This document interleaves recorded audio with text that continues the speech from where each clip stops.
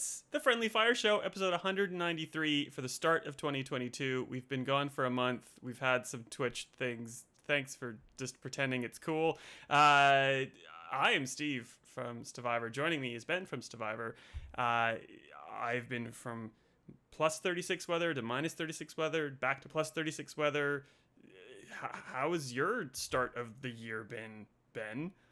Well, you've had a wild trip. You've gone on a plane overseas, which is so crazy in 2022. I don't think I'll ever do that again at this rate. So, yeah. You Well, can for the viewer, you've been to Canada, you've been back home. Yes, you can still see where the mask basically has been sitting on my face on the plane for 36 hours straight, and I was diligent. I didn't take that thing off. I was good. The weird thing was I had to go back for some family reasons that I'm whatever, we're not talking about that. But a whole bunch of people that I play hockey with went to Europe or back to Canada, and pretty much everybody else got COVID and I didn't. So I felt like a ninja, dipping and dodging and diving.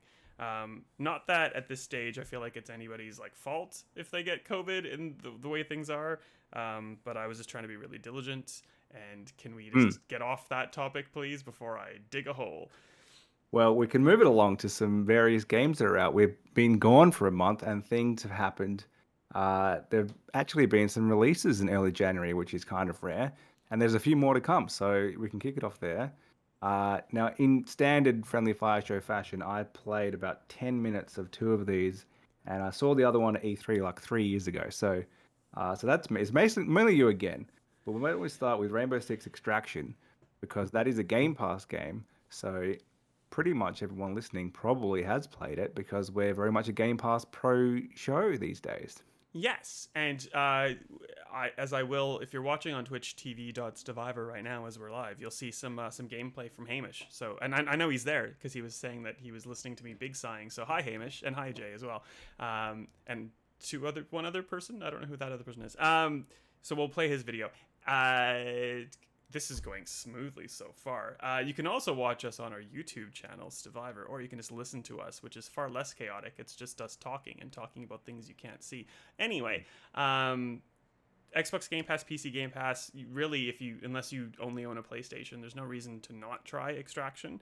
I'm absolutely loving it. I've been playing it for a while, and I just think it's really neat. I'm not super good at the likes of a Rainbow Six Siege, this is basically Siege with a Same thing, a yeah. fancy DLC kind of skin new game. Is it not a new game thing on it? So you play as a bunch of operators from Siege in a 3-person format, either with yourself solo or with 3 other people, or 2 other people, I should say, because you're a group of 3, trying to do certain tasks. So you go to one of 4 main maps. There's 3 sections inside each of those 4 main maps, and there's 3 objectives that are tied to one little sub-map of each land. You either have to plant trackers on nests, or extract someone, or to take out a high-value target, or da-da-da-da-da. And it's kind of like GTFO. It's very strategic, and it's very tactical, and it's not... A lot of people have been comparing it to Left 4 Dead, which I don't think is accurate, because Left 4 Dead, you basically just go from A to B and try to survive. This is very strategic. You're supposed to be working with your teammates to do A, B, or C. So it's the Rainbow Six people, and there's an alien parasite that's landed on the Earth, and you're supposed to try to combat that. There's a whole bunch of alien parasites, archaean enemy types. There's just, grunts where you just do a headshot and they're done. There's bloaters or breachers, which have a big kind of egg sac on their back, and if you hit that, it explodes. If you do headshots on some of those grunts, obviously it's silent and it's tactical, and you try to stealthily move throughout the world. If you shoot an egg sac, it explodes and there's noise, and enemies kind of try to figure out what's going on, and it's bad. There's also nests that you need to try to stop because they spew out the enemies. And it's just really quite enjoyable. If you succeed, there's still risk attached, because if you take damage, you can find health in a level, but the health doesn't really go back to your health bar. It kind of just adds a bonus for the time being. So if you're at like 20 health and you get a health bar or a health pack, you go to, whatever, 60. But you kind of lose that when you extract. Or you can just die and be taken out. A weird foam goes over your body, and you're basically dead in the water unless a teammate will extract you. If you don't get extracted, you have to basically extract yourself, either as a solo or as a group. I feel like I'm doing a horrible job of explaining this.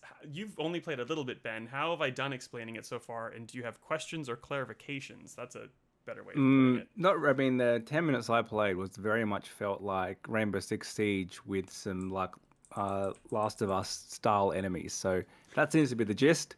And yeah, something I think we should play as a group. I think that's where it'll be most fun. And I think like most co-op games like that will fall off immediately because we'll try to play with some randoms and it will suck. But if you actually had a regular crew who wanted to play it, you'd probably be quite into it. So it feels like that type of game, which is not really for us long term, as we recently learnt with Back for Blood. But yeah, so that's why I play very much. It's so I had a code before it was live, and I knew that Hamish was reviewing it but playing with friends, so I couldn't really jump into his group of 3. There is a quick play where you can just join other people and play with other people. That's how basically, if I've been playing in a group, that's how I've been doing it. And sometimes it works really well because you just kind of use all the tools at your disposal. Each of the siege operators has gadgets to, detect heartbeats, which, isn't, the arcanes aren't heartbeats, but it detects nests and other things, and there's other gadgets that other people have. If you're using all those tools as a group of 3 or as a solo operator, you're fine. There can be times when you quick play with people and they just like run in and shoot everything like they think it's Left 4 Dead, and that causes commotion and brings everybody to you, and the nests are spewing at bad guys, and it's horrible. It's weird that like you could almost play this solo on the lower difficulties and have fun, but then progression is tied to difficulty and objective fulfillment, so like you won't progress very quickly, and that's tied to operator abilities and advancements, and it's also tied to like new maps, and it's tied to new modes, and you kind of want to progress as quickly as you can to get to the good bits. I forget what the good thing is called. The Maelstrom Protocol, I think that's what it's called. It's probably not called that. Like one of those really cool like chains. So the normal mode is 3 sub maps in a map, and Maelstrom Protocol, if that's what it's called, is like a string of a whole bunch with different mutators that make it more difficult. Nests can be armored. There can be those stupid yellow orbs attached to bad guys, which are like blinding spores. If they explode on you, you can't see for a bit. Whole bunch of different mutations. Those are the things that make it really, really fun. But then there's also these studies that are attached to levels where you need to, stealth kill 10 enemies or kill 10 stun enemies. And you can do most of those individually until you get to the study that's like, go through and extract as a team of 3. And you're like, well, okay, I guess I got to find either friends to play with, or I got to quick play with idiots to play with, and hopefully you don't find idiots. But yeah, I think it would be better if you and I at least played as a team of 2 and brought on a random. Depending on how you go, it is pretty enjoyable. I feel like I'm babbling. Keep talking. Yeah. Well, we always said we'll come back to this game after we've both played it, and we never do. So we won't come back to this game. But yeah, that's how it is now. Have you played the new Kit Fox Games, I think published, not developed, Xbox Game Pass game called Pupperazzi? I know you have a puppy at home. People who were waiting for the stream might have heard of you talking about your puppy. Well, when it was on the rundown, I played it for a good 12 minutes at least. I attempted to play using cloud gaming, so I didn't have to waste time downloading it. And so this is basically Pokemon Snap with dogs, right? That was the gist that I got. You walk around taking photos of puppies. Pretty much it. 100%. You've nailed it. I'm so proud of you, Ben. Well done. Did you like what you played, or was it just kind of like, well, this is Pokemon Snap with dogs? Yeah, and to be honest, I never really understood Pokemon Snap either. Like, okay, I guess it kind of was a novelty on the 64 because it was like a 3D game, and you got to see a bunch of 3D models that you'd only seen on Game Boy really before then. I'm not interested in the new one that came out recently, so that novelty again, but with dogs, doesn't make that much sense to me. yeah, you can jump and you get an achievement for taking your photos. Like that's basically it. Like there's not that much more incentive to keep playing. I suppose there's a bunch of different levels, but you're taking pictures of, yeah, relatively clone-ish dogs. They all look pretty similar to me. So it's kind of like a Ubisoft game where you have like 6 different enemy types, but you have 6 different dog types, and that's it. I'm trying to be one of the dogs. Yeah, like it's pretty basic, but it's one on Game Pass. Two has a pretty easy achievement list. Three, after I've been parkouring and like falling off a building 5 times and Relaxing. getting super frustrated, it's like just a nice game to pop into and like throw a bone at a dog and pet it and take a photo of, which I know is kind of lame, but like it's one of those like haha fun games. I also Yeah. tried playing Nobody Saves the World on Game Pass for like a hot second and just didn't like it. It's by Drinkbox, who did Guacamelee and Guacamelee 2, but like it's not feeling it. I'm super bad for questions on the Twitch chat, and people have asked if it's beyond repair or will late fixes potentially redeem it. I think there's a lot that's there that's good, but it's just like the weird stuff that for me, at least in the build I'm playing, is a teeny bit broken. So there's room to fix that kind of stuff. Seems very cyberpunky in many ways. Like there's stuff that like it's like 95% there, but depending on how you access it, might just be like completely busted until it's fixed. So yes, I think it's definitely able to be repaired, but hopefully a patch comes before the review. Haha. Anyway, let's get into the news. Ben, I know that you have never heard of two white guys talking about Microsoft acquiring Activision Blizzard on a podcast yet. So, do you want to talk about Microsoft acquiring Activision Blizzard on our podcast? Well, we very much have to because it's massive news no matter how late it is. Because when they bought Bethesda, Microsoft going out and buying another publisher was just a huge deal, and they've absolutely trumped that by buying a much larger publisher, a publisher which had already merged with another large publisher. So now it's just this giant thing. Um, and yeah, it's very much. I saw a lot of people initially worried about it being a monopoly, and then I saw a pretty good rundown of why it's not really a monopoly if you break it down a little bit more, in terms of what they've actually achieved here. So if you just look at the platform, um, Xbox is a pretty clear number three behind PlayStation and Nintendo. So acquiring Activision doesn't necessarily improve their console platform. If you look at their Windows platform, obviously then that's the bulk of PC, but there are multiple storefronts there. So they're going up against Steam and against Epic, and so variety there. And then you look at mobile, like Google and Apple are dominating that market. So I know they get Candy Crush with this deal, but they don't have that much there. So when you kind of break it down more like that, I think them having a few more big name developers and franchises doesn't make as big of a deal as you might think if you just look at games exclusive on Xbox. And these are not going exclusive to Xbox, they're going exclusive to Microsoft's various platforms. So you better play them on console, you better play them on PC and also on mobile, and probably soon just direct to TV. Pretty much everywhere except PlayStation. But even then, there's going to be some stuff there. So they're not going to pull everything as we've seen with other platforms. If they continue Crash Bandicoot, I bet you they put that on Switch as well. I think they've got some plans on what they're going to do with that. And yeah, I think they'll do a better job of all the publishers they could acquire. Activision Blizzard was in a bad way, from their internal issues through to what they were even doing with their games, right? So like, it was just CODs, and even CODs having difficulty. Like Sledgehammer had a lot of trouble getting Vanguard out. It was one of the weaker CODs for a while.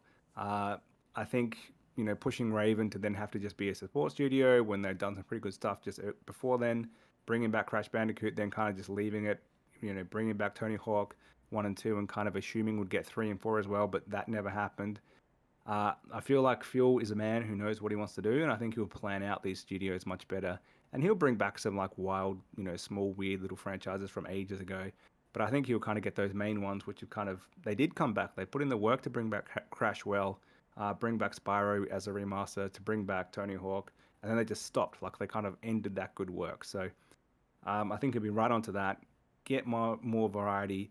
The thing which out of its many studios and IPs that Microsoft didn't have was still that kind of a couple of G-rated franchises. Like unless they're going to bring Blinks back from the dead. And Blinks was no good. So they've got Banjo and Kazooie, but they don't really use that. They've been promoting the fact that that's on Switch more than they have that it's been on Xbox for ages. Yep. But I think Crash is so much bigger that they're going to use it. Like and there's no ignoring the fact that that was a PlayStation mascot, but PlayStation never owned it. That was the PlayStation mascot. It's insane. And yeah, so PlayStation somehow got in a situation where they kind of borrowed a mascot and they were never actually theirs. At least not to the degree that they ended up with it. They lost it in a complicated kind of way. Sidebar to this, some news which is not here but is very vaguely related, is we found out, still yet to be announced, that apparently GoldenEye is finally coming, right? So that achievement list got leaked. Yeah.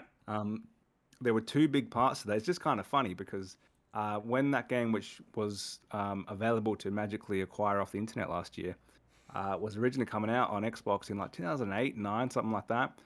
The talk then was basically that Microsoft had decided to make it with Rare, kind of doing a full remaster, and then they just needed to get Nintendo on board, which some people say that's where it fell down. Then they also needed to get MGN and Eon, who owned the Bond license, and then Activision, who owned the game license at the time. So kind of funny now that they've just ended up with Activision, who may have been the reason that game never got released, along with Nintendo. And now it looks like it is going to get released, probably definitely unrelated, because they no longer have that license. So just a funny way things turn out. And hopefully that does happen, actually. That would be a good release. Just no odd job. Specifics of the deal, $67.8 billion in cash. What?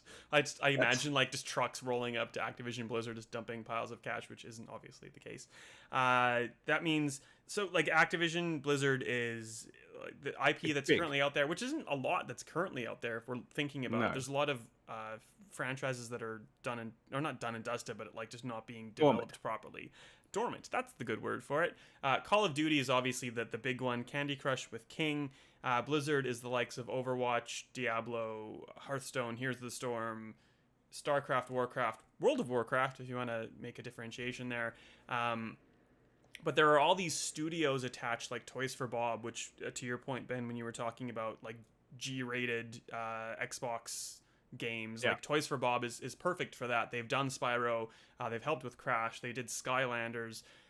So, and now that Xbox owns all of these franchises, like there could be a Disney Infinity or a Skylanders-esque kind of, well, I don't think there's going to be like amiibos on Xbox or like the likes of that, but there's the opportunity or the possibility those things could happen. Raven Software, who did one of my favorite games of all time, Star Trek Voyager Elite Force, has just been basically a Call of Duty studio that's supplemented the real Call of Duty studios like High Moon, like kind of Beanox of late. Beanox did a whole bunch of really, really good Spider-Man games. There's all these really good studios that have kind of been relegated to like the B list. So they have talent, they have experience, and they have the ability to make really, really cool things. There could, there's not going to be a Sunset Overdrive game because Insomniac has that IP, but there could be a Sunset Overdrive like game from the likes of Beanox, to combat Insomniac at Sony. So there's all these opportunities at Microsoft for what could be. There's all these existing franchises and dormant franchises that also could be, obviously. There's possibilities of World of Warcraft and StarCraft going to PC Game Pass, or maybe even making the leap to Xbox. And Phil Spencer said that Call of Duty is definitely going to be a multi-platform game. Whether or not in 2025 that holds up to the extent that you think it's going to hold up, I doubt it. I think maybe Call of Duty Warzone, the free-to-play version of the game, will certainly be across as many platforms as can be, like a Minecraft. But I think, and like you don't spend 68 points or $67.8 billion or $68.7 billion at that point. Like, who cares? It's like chump change. You don't spend that much money to just be like, yeah, we'll just make things for PlayStation. So like we're seeing the likes of Starfield being an Xbox exclusive, we're going to see some of those IP just be pulled back a little bit on PC, on Xbox, Or maybe, like if Phil thinks he has enough leverage to get an Xbox Game Pass app on PlayStation or on Switch, so you can play them there if you need to. I doubt that. I really doubt that. I doubt that. It'd be cool though.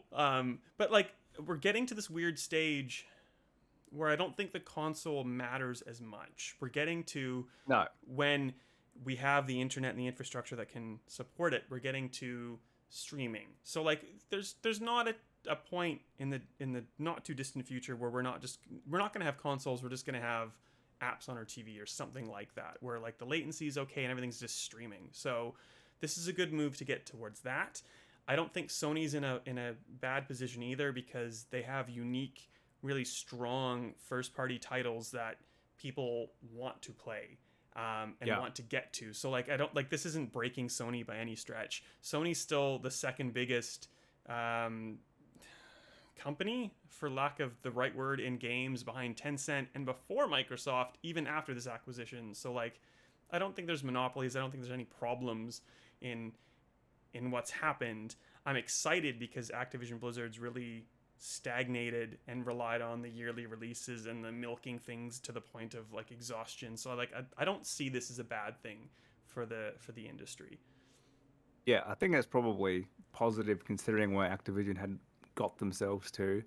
And they needed something to change, and they probably didn't expect it to be this, or we certainly didn't, but it will get that result of kind of rejuvenating them. So in Australian dollars, it's like 93 billion, just to give you a number that's even wilder. And yeah, you're right. They don't spend that to put Call of Duty on PlayStation for the next 20 years. I think it'll be there for a little while. I think Phil worded his tweet very carefully, because we will support this on platforms so long as our contracts, which are already signed, state we have to.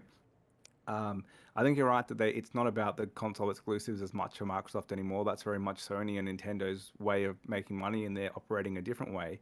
But on that, if you look at other subscriptions, like having that exclusive killer content is why people go and subscribe. So you don't see Netflix kind of bring out, Squid Game and then also say, actually, it's going to be on free-to-air TV as well. Like it's going to be on Foxtel or whatever. It'll be on binge, yeah. Yeah, it's very much we've got this thing you want to have right now.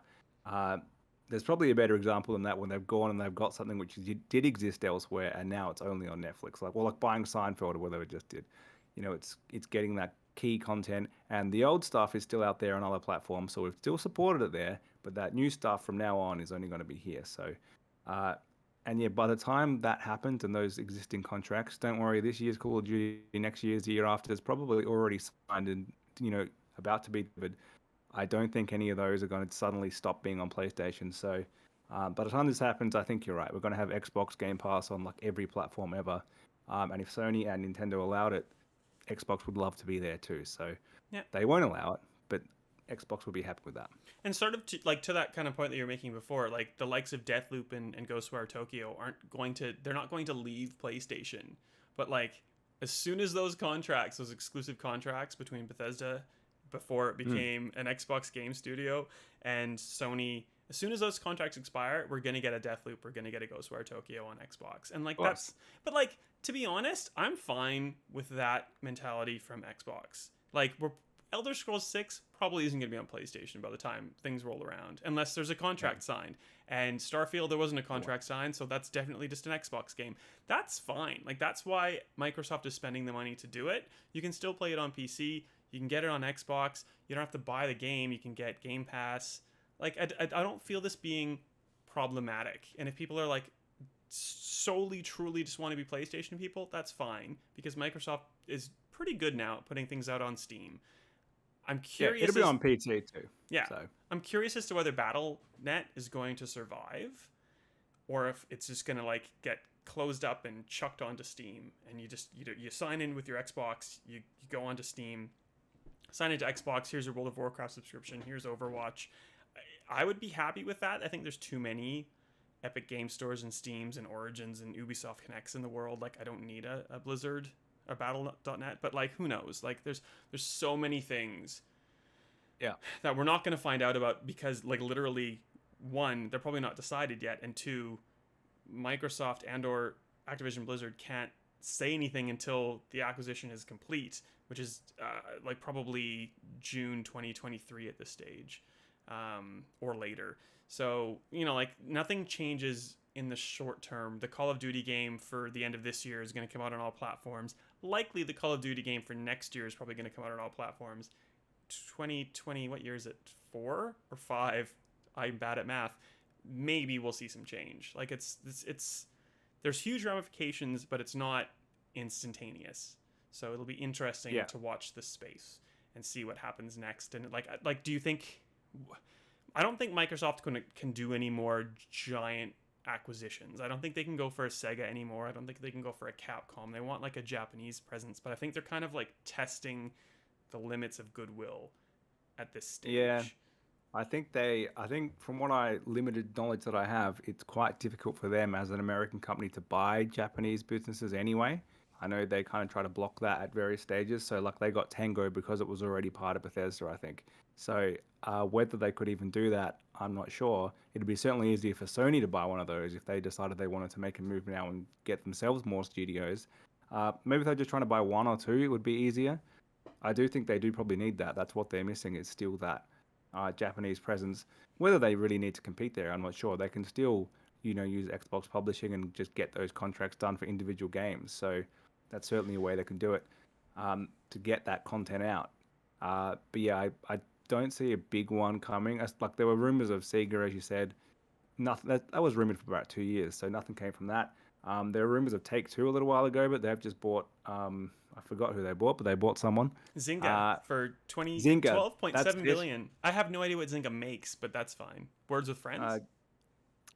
Yeah, I don't know. It's not so. Wordle, is it? No, that's free.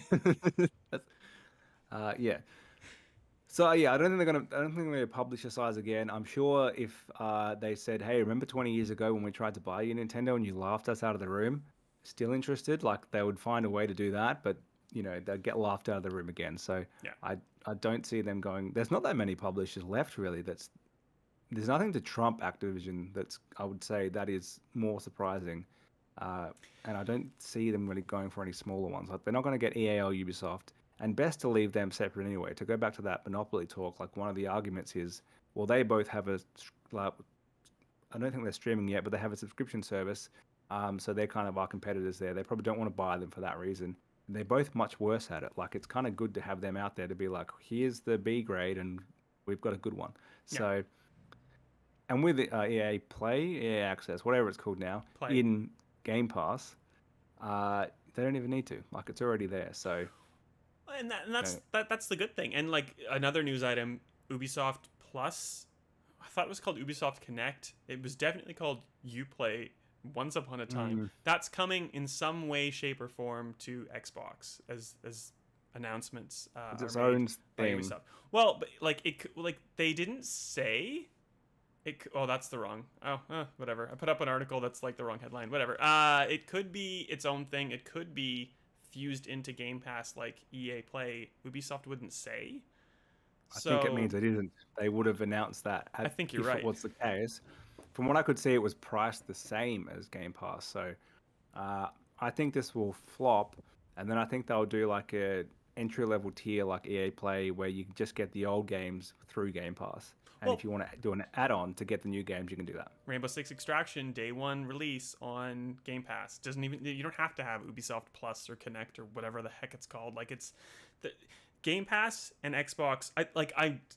I know I am an Xbot for the lack of a better word, but like Xbox is really doing a lot of really good things. Like when we all play, everyone wins. Yes, it's a marketing thing. It's like a phrase, but like I feel like Phil at least. And I guess Satya Nadella, because he's trusting Phil, are actually big trust. Well, are like 170 mil, Phil. 70 bills, sorry. But like they're talking the talk and walking the walk. And I was on the BBC News because I'm like, Sony won't let Fortnite be crossplay, and then Fortnite accidentally flicked it on. Like, and of course Sony's the big dog and they can do what they want. And I get why Sony doesn't turn on crossplay unless they absolutely have to. But if Xbox keeps operating like this, the way they are with the ecosystem and not just like the push to consoles, I'm okay with them taking Activision Blizzard and maybe Ubisoft, because like they went from God tier in my mind to like pushing NFTs, which Okay, now Yeah. I don't like you. Um, I'm worried if, like Phil steps away or like Satya Nadella goes away and they're like, okay, now we need to be like the Bobby Koticks of like the world. Like that's problematic. I get that.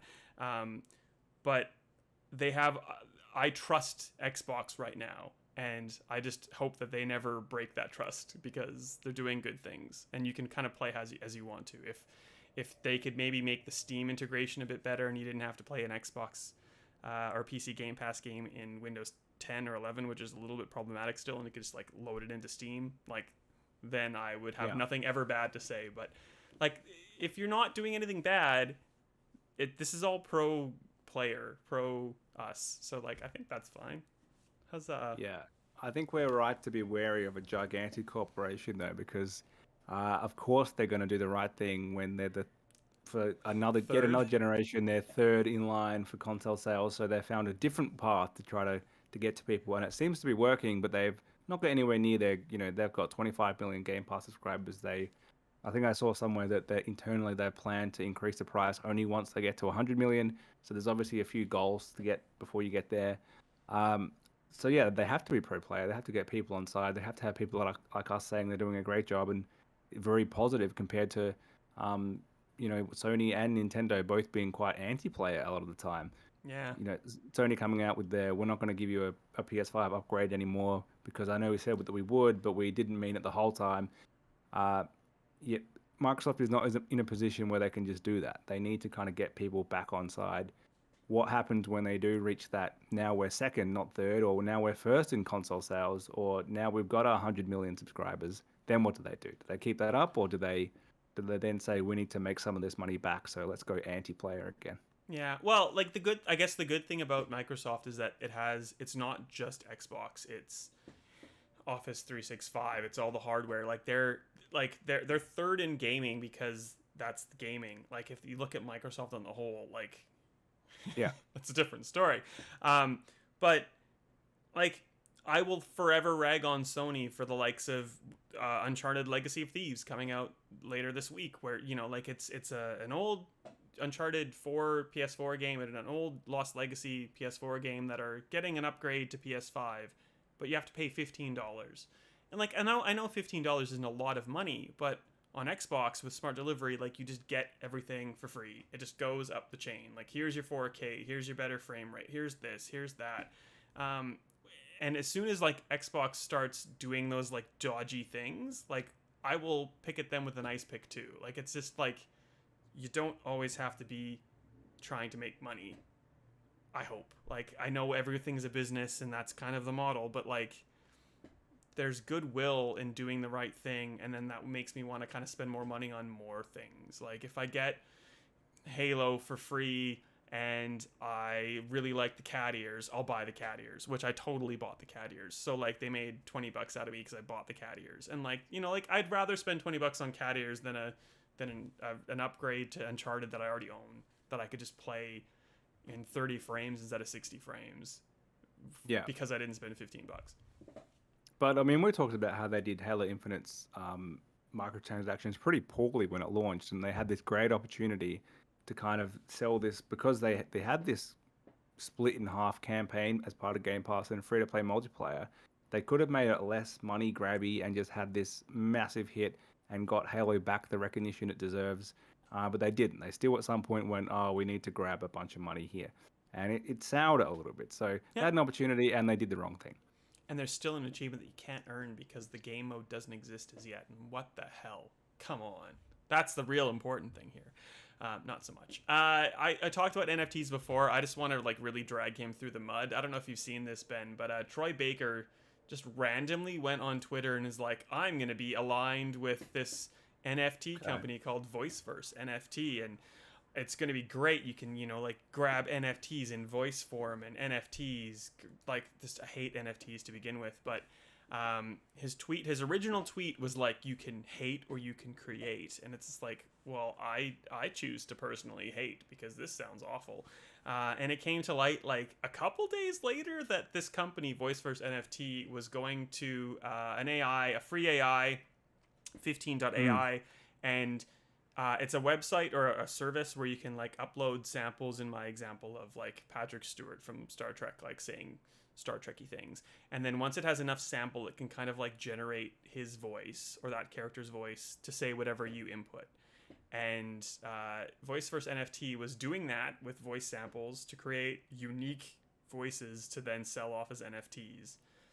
And everything about this is garbage, I guess. Any thoughts about anything? Yeah, I don't get NFTs at all. I don't know why you'd buy that. I don't know why you'd sell that. Obviously, someone does, but yeah, whatever's going on now, I don't know. Early 2022 is a weird time.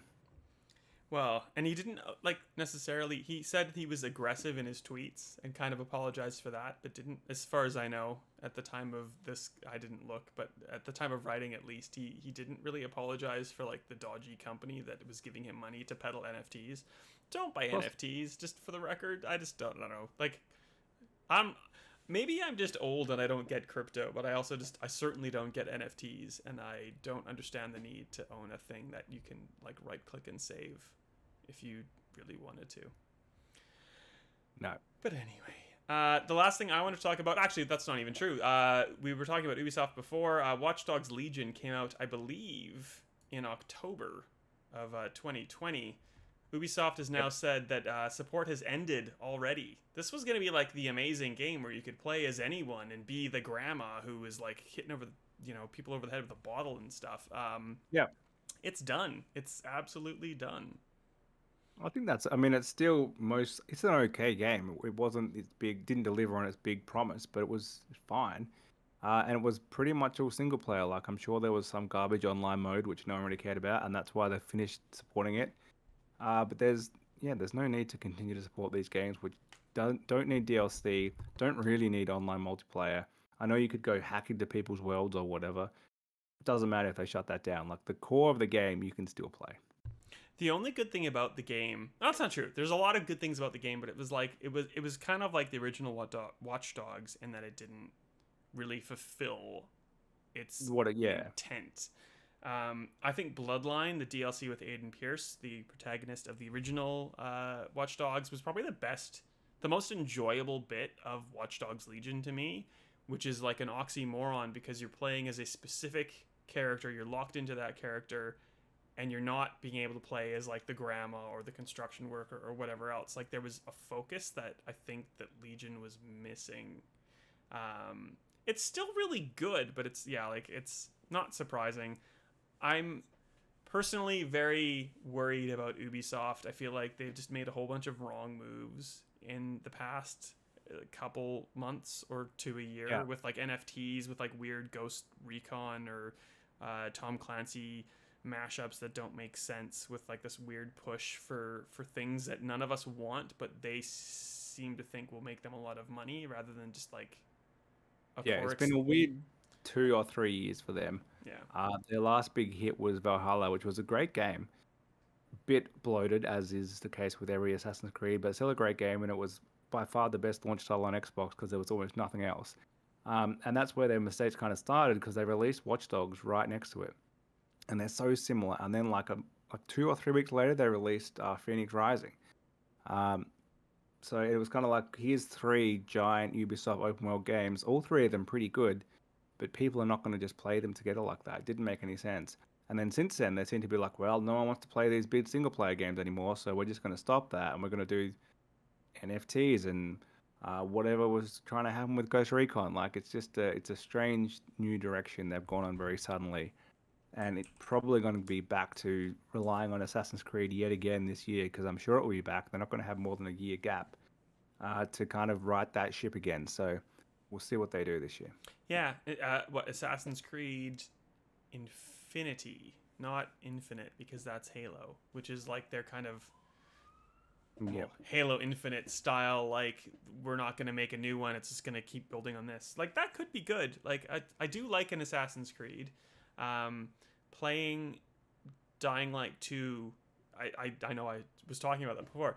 It's that kind of same mentality as your parkouring of like, what's the best path, and like that is enjoyable, and I still find that enjoyable in built-up areas in Assassin's Creed.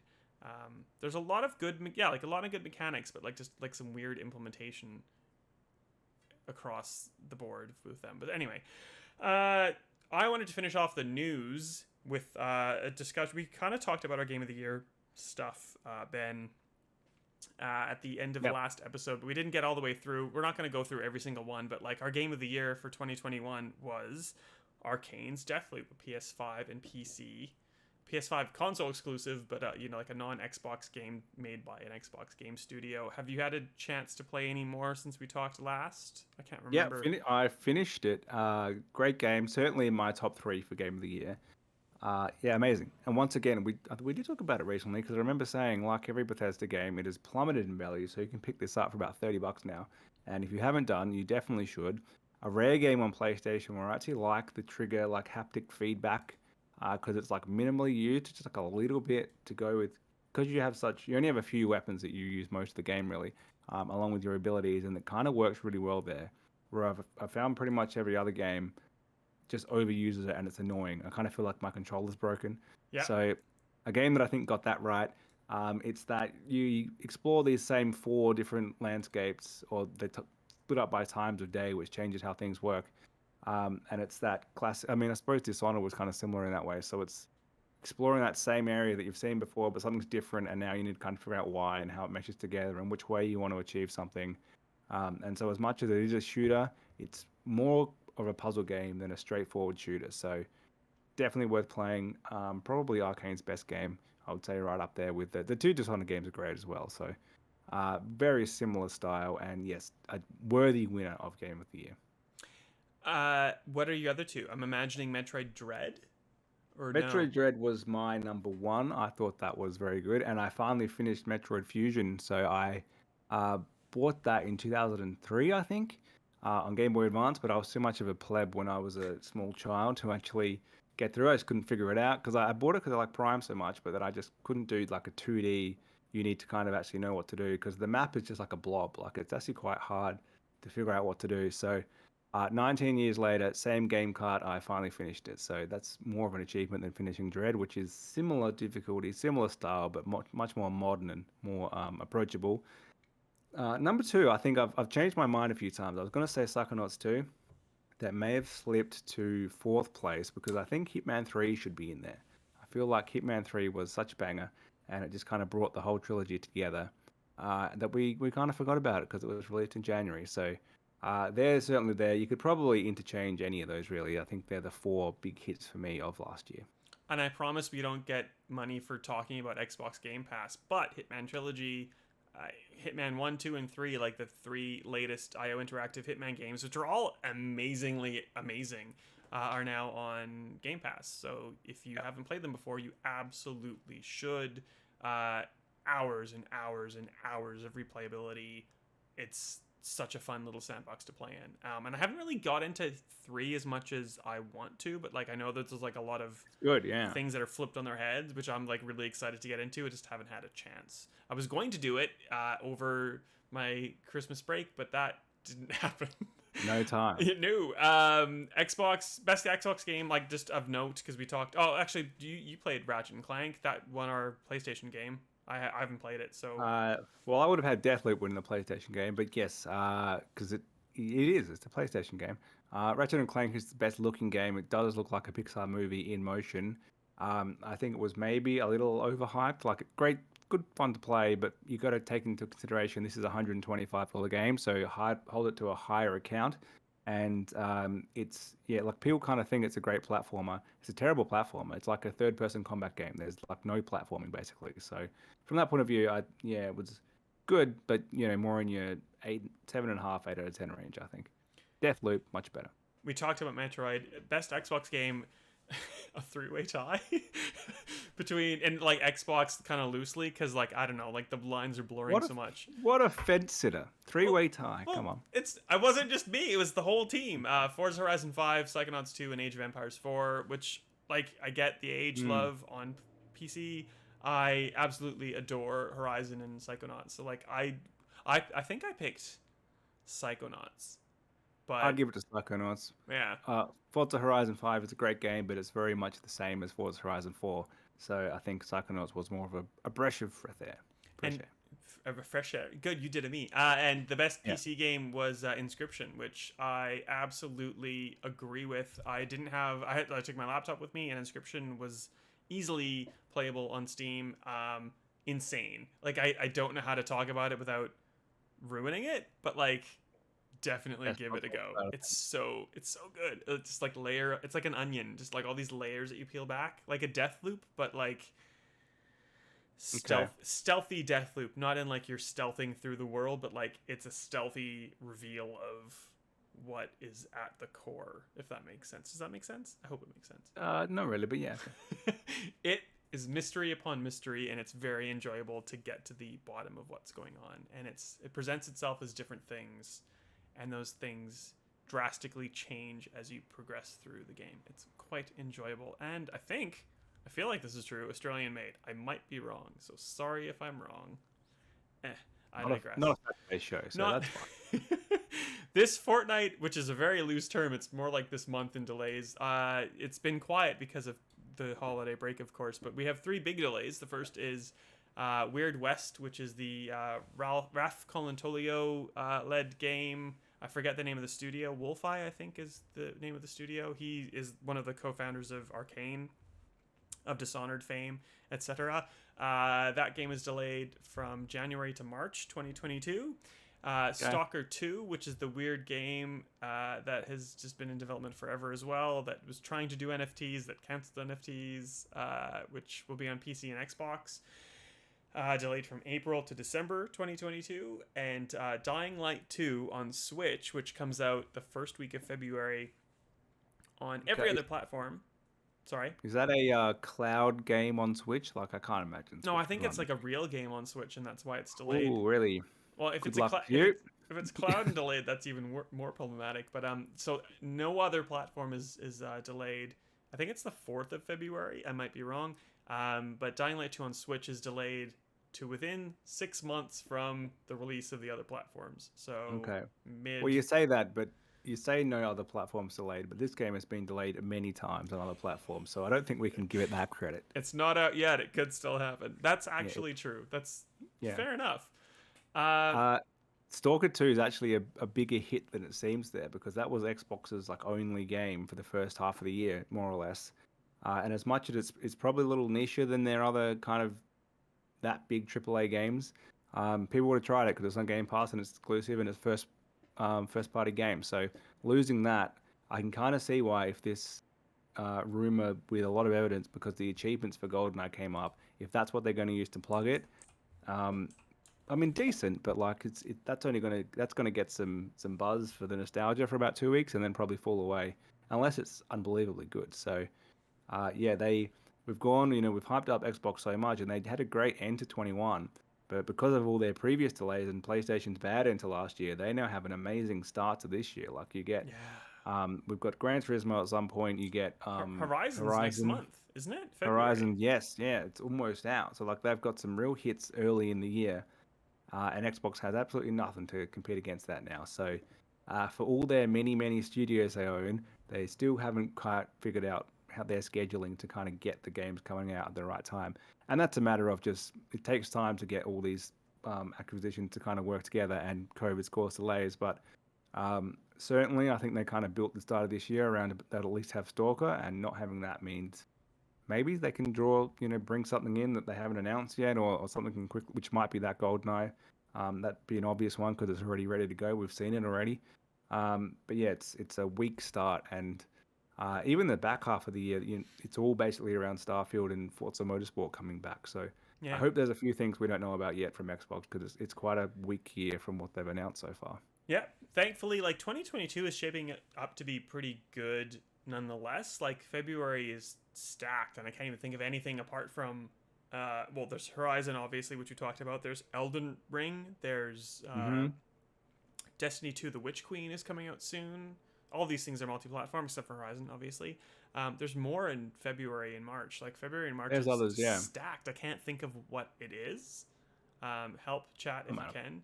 But then like there's like Gotham Knights is supposed to come out this year, which is like I'm super excited about. It's the WB Montreal makers of Batman Arkham Origins. Batman, Batgirl, not Batman, Robin, Batgirl, Nightwing, Red Hood, not Batman game, which is supposed to be really good, or looks really good to me. We said Elden Ring. That's not helpful. There's a ton of games coming out this year. Theoretically, maybe they'll get delayed. So like 2021 kind of seemed a little bit stagnant in terms of A little dry, yeah. stuff coming out, or like things that you thought were coming out that got delayed. So hopefully this year proves different. It might not be. It seems like we've been doing this like weird Deathloop kind of style loop of like, oh, we're almost out of this, and then we're not out of this, and oh, we're gonna work in the office again. We're not gonna work in the office again for a bit. Hopefully that all changes. I guess the good thing about all this, Lego Star Wars doesn't count either. Ugh. I mean, good for you if you like it, but ugh. You'd think that people are used to working in pandemic style, so the delays that you were used to seeing might be lessened reduced. because people are used to the ways of working now. But who knows? There's an Australian DLC coming for Microsoft Flight Simulator soon, and I kind of want to talk to I have an interview with the guys, and I kind of want to talk to them about that. Like, were things lessening when you're developing this update because you thought you were going to go back into the office, and then Omicron like picked it back up, or like did you just fall back into how you're doing? It's complicated. So we're not criticizing the delays and the weird schedule, but anyway, it's a weird schedule, yeah. Tis. Things coming up on the site. I wrote this thinking I could say all these things, but maybe I'll change this to games coming out very shortly. Wink, wink. Uncharted Legacy of Thieves, Dying Light 2, Ollie Ollie World, and I hear that Ghostwire Tokyo is coming out this year. So, unrelated, just head to Stevivor.com in the next couple weeks and check out things that could possibly be published about things. Who knows what's going on. Ben, thank you. I do always love talking to you. If you were watching the Twitch stream, you might have gotten Ben's side of our pre-show conversation. Sorry, nothing was revealed, but almost shitting bricks. But I'm glad I didn't have to. How do we find you on the internet? Ben_Salter on Twitter, and yourself? That's right, AU. You'll see that above our heads on the Twitch stream. It's been great. We'll see you in 2 weeks, and thanks for watching or listening, and goodbye. Yeah, that's it. What an ending.